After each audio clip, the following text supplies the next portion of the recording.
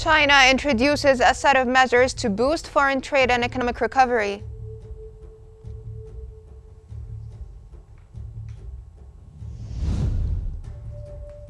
Germany's central bank warns of rising corporate insolvencies and default risks in 2025.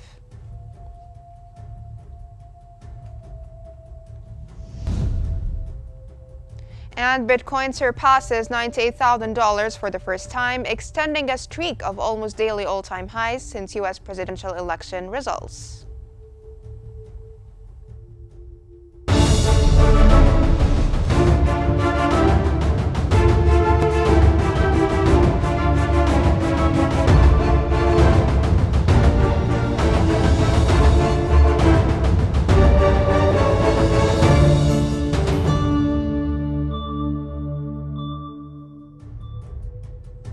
Welcome to the Economic Bulletin, where we present comprehensive coverage and expert insights on the latest economic trends and developments.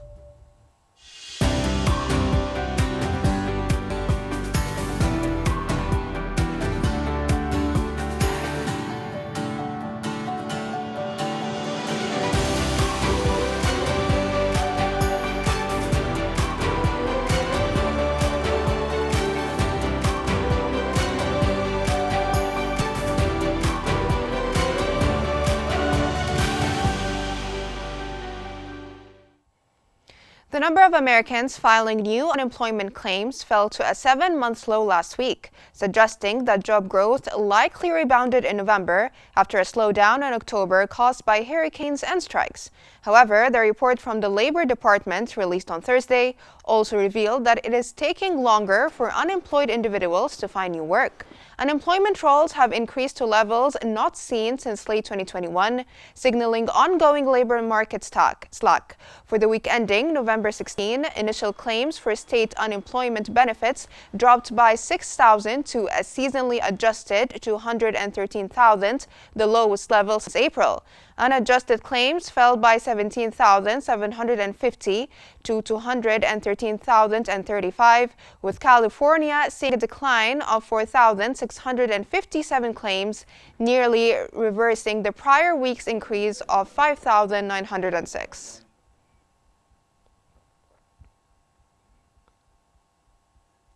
Moving to Asia, China's Commerce Ministry announced a series of policy measures aimed at boosting the country's foreign trade, including pledging to strengthen financing support to firms and expand exports of agricultural products. According to a ministry statement, China plans to encourage financial institutions to offer more products that help companies manage currency risk and strengthen macro policy coordination to maintain a stable yuan. The policies focus on encouraging insurance companies to back small, innovative firms and promoting financial institutions to improve services for foreign trade businesses, including easier credit and loan processes. Other initiatives aim to optimize cross-border trade, support e-commerce, expand agricultural exports, and enhance green and border trade.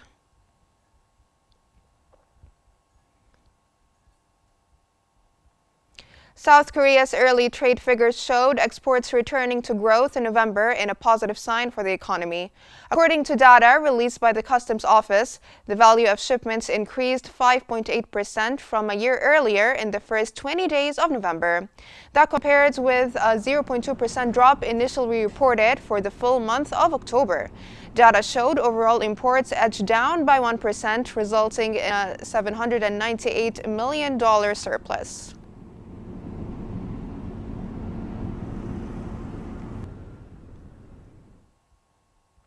Japan is considering a new stimulus package that could allocate 13.9 trillion yen from its general account to ease financial strain on households caused by rising prices. This proposed spending surpasses the 13.2 trillion yen allocated for last year's stimulus and is likely to further strain Japan's already burdensome public finances, with national debt currently standing at twice the size of the country's GDP. The package also includes approximately 8 trillion yen for government investment and lending, along with local government expenditures, bringing the total value of the package to 39 trillion yen when private sector funding is factored in.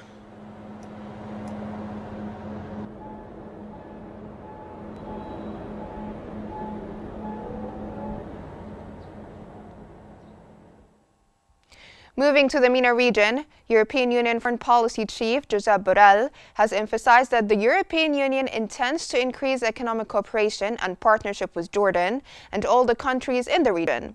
This came in a press conference with Jordanian Foreign Minister Ayman al-Safadi.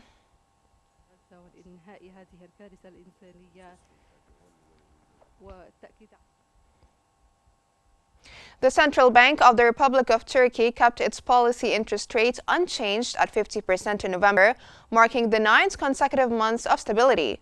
According to the central bank's decision, indicators for the last quarter suggest a slowdown in domestic demand, aligning with disinflationary goals, while inflation in core goods and services shows a downward trend.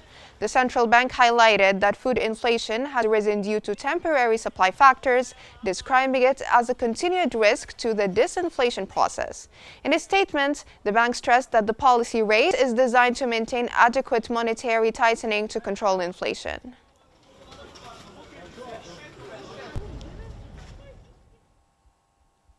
Moving to Europe, Germany's economic minister Robert Habeck expressed support for the expansion of European Union free trade agreements ahead. He emphasized that pursuing more trade agreements would be an appropriate response to the election of Donald Trump as U.S. president. Habeck noted that during his campaign, Trump had proposed raising tariffs, a move that would also impact the European Union. The German minister stressed the importance of European Union member states remaining confident and united in the face of such challenges. He pointed out that the European single market is as vital for the American economy as the United States market is for Europe, suggesting that this mutual interdependence must be recognized by the United States. Amerikanische Wirtschaft schlechter, weil teurer wird. Europa wiederum hat ein eigenes Interesse, mehr und weitere Handelsabkommen abzuschließen. European Central Bank Vice President Luis de Guindos stated that Germany has the physical capacity to spend more and support its struggling economy, giving it an edge over peers like France and Italy. He emphasized Germany's low debt-to-GDP ratio and balanced budget, noting its competitive small and medium-sized businesses. Guindos believes that if Germany addresses structural issues, including energy delivery, it won't become the sick man of Europe.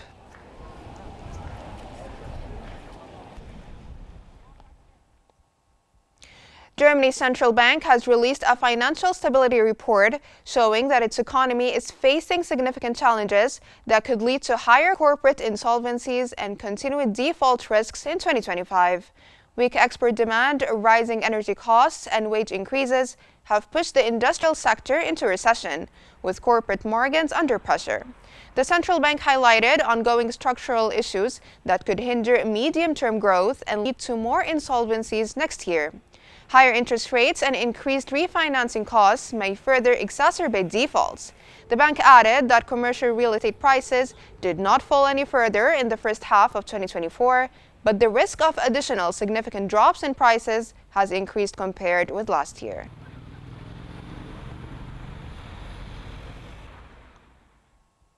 Still in Europe, where Germany's statistics office reported that the country saw a 22.9% increase in insolvencies in October 2024 compared to the previous year. With the exception of June 2024, the number of insolvencies has experienced double-digit monthly increases since June 2023. Ditas reported.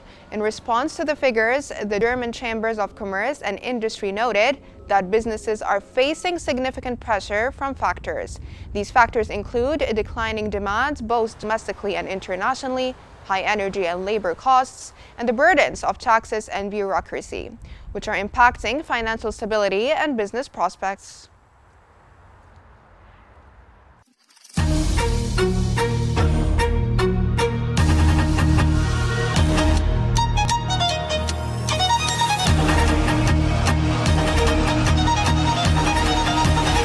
It gives me great pleasure to declare open the 29th session of the Conference of the Parties to the United Nations Framework Convention on Climate Change.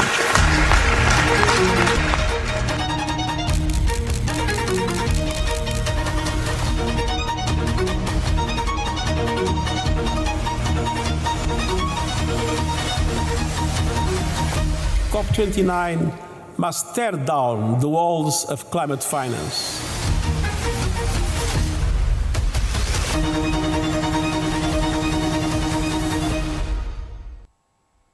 At a COP29 press conference, German Foreign Minister Annalena Baerbock emphasized Europe's commitment to stronger climate protection in response to potential setbacks in U.S. climate policy.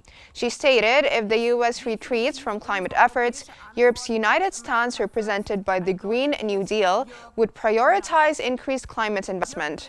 Baerbock also highlighted the principle of historical polluters pay, urging industrial nations to take responsibility for their past emissions, while stressing the need for major current emitters, especially those rich in fossil fuels, to contribute fairly to the fight against climate change. Dass es nicht diejenigen Staaten aus der Verantwortung nimmt, die jetzt zu den größten Emittenten zählen und vor allen Dingen nicht die Staaten. United Nations Secretary General Antonio Guterres has called on delegations at COP29 to soften hard lines and compromise to reach a deal. He also remarked that finance is at the center of this COP. But from now on, what matters is not what was the initial position of each party. What now matters is how to find a compromise that allows for an ambitious result in relation to the new global goal, because finance is in the center of this COP, but at the same time to take into account the concerns of all other countries in relation to the different aspects that are relevant for the future of our battle against climate change.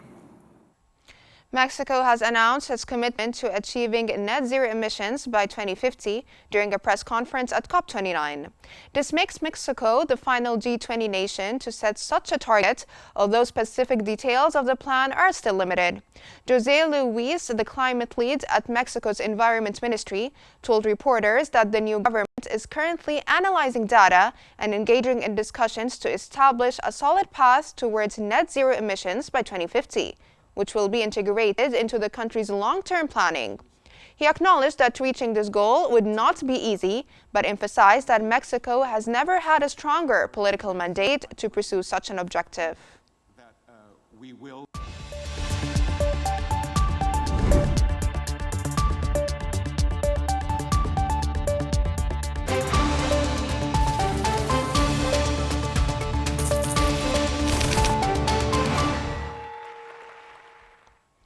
World stocks had a mixed performance as Bitcoin soared to record highs, surpassing $97 in the United States. The S&P 500 was 0.1% higher, the Dow Jones Industrial Average rose 0.1%, and the Nasdaq Composite gained 0.1%.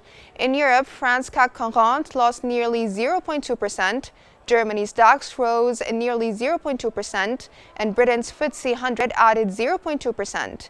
In Asia, Japan's benchmark Nikkei 225 shed 0.9%, South Korea's Kospi declined less than 0.1%, Hong Kong's Hang Seng dipped 0.5%, and the Shanghai Composite rose less than 0.1%.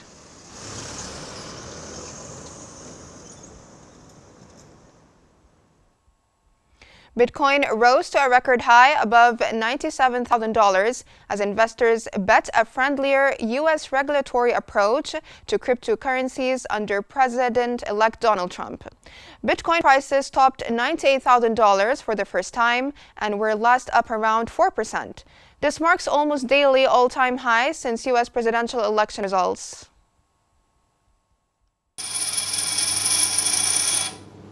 Bitcoin's relentless climb took another step forward as it reached a record of $96,898 during agent trading, drawing ever closer to the highly anticipated $100,000 milestone. Investors are riding a wave of optimism fueled by the election of President-elect Donald Trump and a Congress stacked with pro-crypto lawmakers. The cryptocurrency has more than doubled in value this year, gaining more than 127% in 2024, with a 40% gain in just 2 weeks since Trump's victory. His campaign championed digital assets, with promises to make the U.S. the crypto capital of the planet, and even establish a national stockpile of Bitcoin. If crypto is going to define the future, I want to be mined, minted, and made in the USA it's going to be. It's not going to be made anywhere else. And if Bitcoin is going to the moon, as we say, it's going to the moon, I want America to be the nation that leads the way. And that's what's going to happen. Market activity reflects the enthusiasm. Over $4 billion has flowed into U.S.-listed Bitcoin ETFs since the election. Analysts acknowledge Bitcoin's overbought status, but note its magnetic pull towards six figures. As Bitcoin nears this historic threshold, the stage seems set for a new era in the digital asset space, with hopeful regulatory support. Joining us today to discuss the surge in Bitcoin and its impact on global economy is economic expert Mr. Rudy Shoshani. Mr. Rudy, welcome to Qnews. We're glad to have you with us on the Economic Bulletin. First off, what are the key factors driving Bitcoin's dramatic increase in value? And is Bitcoin likely to cross the $100,000 threshold soon? Well, we've been all calling for that 100 mark, and then we are very close. We're $2,000 away. And that run that we had in the last few weeks within Trump election gave it a big run. So going back to your questions, we're seeing a lot of Trumpism, if I want to call it, but into the Bitcoin and cryptocurrencies as general to move this whole industry to another. And in your report, you mentioned that Trump, he wants to have Bitcoin minted coming from the US. And by the way, they are now hastening to buy around 1 million Bitcoin, i.e. 5% of the total supply.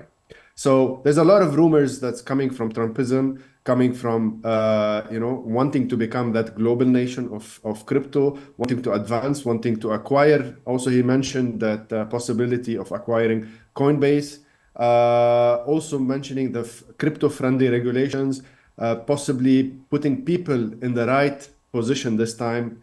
The SEC chairman, Gary Gensler, resignation, Elon Musk, and we know Elon Musk, when he says dodge to the moon, the whole market moves. So he has all of those elements. I'm not sure if it's a FOMO in terms as fear of missing out, or in its essence that it's a real economical progress and so on. But there's a lot of possibilities of how this go, how it may go for the future. And today we're living that economical hype, if we want to call it, in terms of how the Bitcoin is moving to all-time high. And there's a lot of, from BlackRock, JP Morgan, all of those big banks are trying also to take a big stake. We might be reaching a place where there's limited supply even to the Bitcoin. So now, sir, a lot of media reports proposed merger between Trump's media's True Social platform and Bucket. How might the integration of Bitcoin into Truth Social's platform increase its mainstream adoption? That's what we see today. Everything is ruled by social media, right? So social media and social influencers are playing a big role in this. So having Bucket in the essence of this whole revolution of social media, and then today, Trump won based on social media, not just the normal elections. So having the Trump media and back together, and possibly buying Coinbase and getting the right people, such as the CEO of Coinbase, Brian, possibly as a minister or minister of, related into the cryptocurrencies, having Elon Musk and so on, it will definitely change the whole game for the US. We know that US is suffering. We know that US is highly in debt, that they are, they don't have the right elements. That's why there's a full restructure on the issues and day-to-day side, and there's a full restructure on the financial side. Maybe today, and then possibly we'll see this, Bitcoin will become the US-backed reserve, similarly to what happened in the 1970s, going from gold to petrol and maybe to Bitcoin. Now, delving more into Trump's strategy here regarding the Bitcoin, what is the significance of Trump's pledge to create a national Bitcoin reserve, and how could this affect traditional currencies?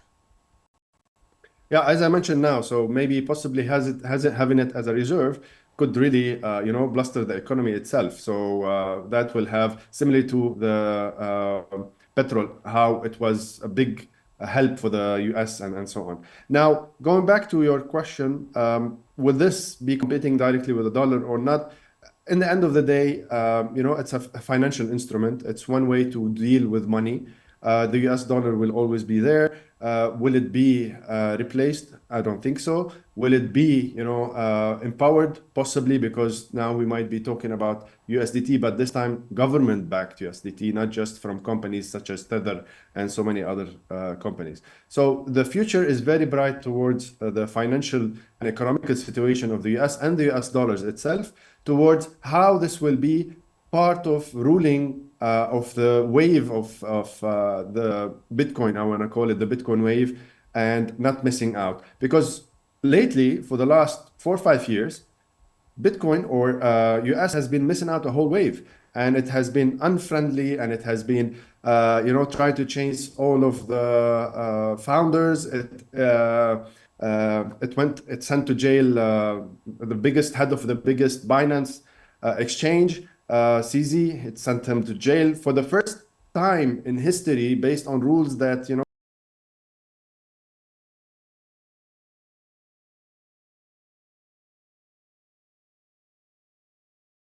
very crypto friendly. We've seen it in his election. We've seen it with his meme, launching new products and new things. So it's a big future towards the dollar, and then how the US will be, it's a big market, 350, 60, 70 million of purchasing power. So imagine how will this be enforced towards other nations also as part of the global gains. Thank you so much for joining us. That was economic expert Mr. Rudy Shoshani. Thank you so much for your insights and for all the information you provided us with. In the energy sector, data from the Energy Information Administration released Wednesday shows a 0.1% increase in U.S. commercial crude oil inventories for the week ending November 15. It has increased by 500,000 barrels to 430.3 million, surpassing the 400,000 barrel forecast. Gasoline inventories also grew by 2.1 million barrels to 208.9 million.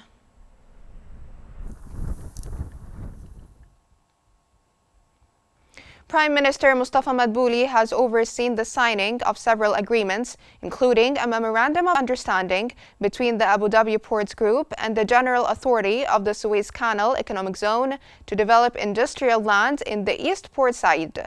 Madbouli also witnessed the signing of energy purchase agreements for solar power stations and battery storage systems, along with 2 memorandums of understanding for a floating solar project on Lake Nasser and another solar energy project north of Nag Hammadi.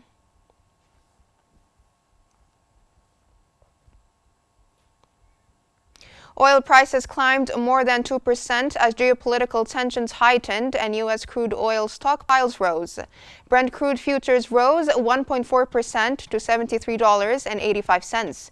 U.S. West Texas Intermediate crude futures rose 2.1% to $70.22.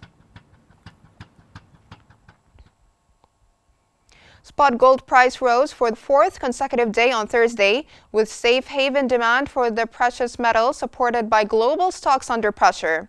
Spot gold was up 0.6% at $2,665.31 per ounce.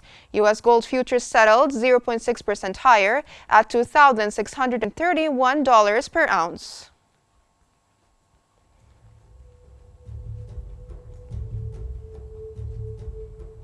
That's all for now. Here's a roundup of today's key headlines.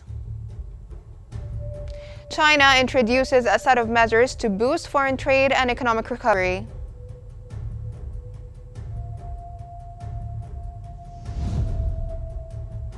Germany's central bank warns of rising corporate insolvencies and default risks in 2025.